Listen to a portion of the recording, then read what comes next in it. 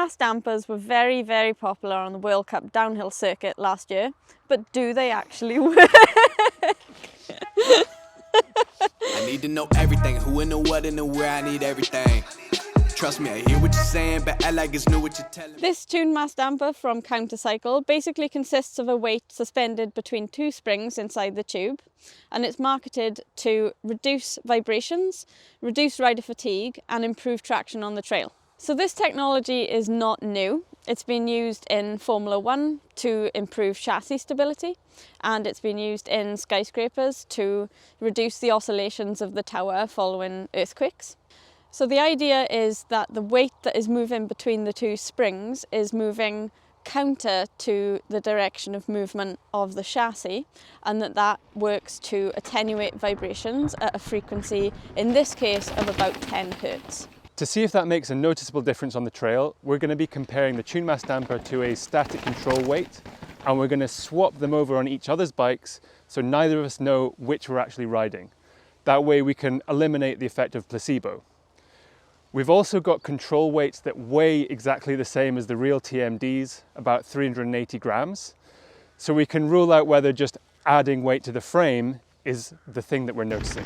As anyone who's ridden an e-bike knows, just frame weight on its own can make a big difference to the ride feel, harshness, and how the suspension responds.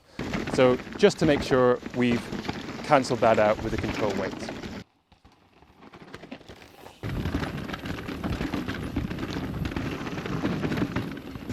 I have a feeling I might be back on the mass damper.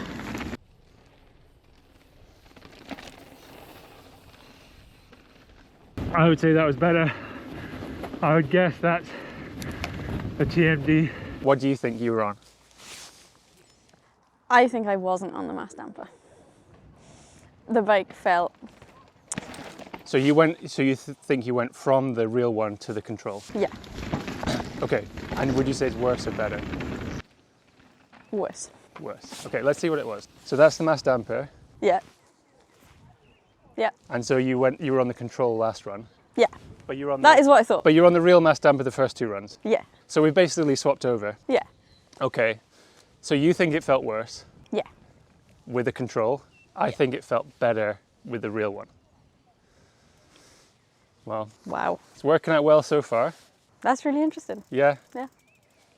Should we do the thing I did where we take them off, put them next to each other, and you just pick one at random? Yeah.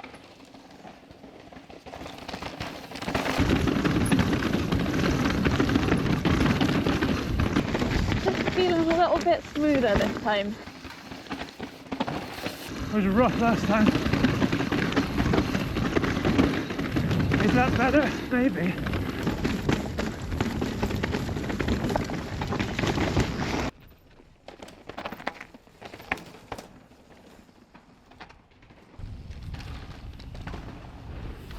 So I've had 2 positive experiences on the mass damper that I guessed correctly were the mass damper, and I've had 2 negative experiences on it, and when I guessed incorrectly. So what do you think this is? You think this is the control? this was my worst run of the day, and it felt really rough, like it just felt really jarring on occasions, and I didn't feel too comfortable on the bike, I'm going to say.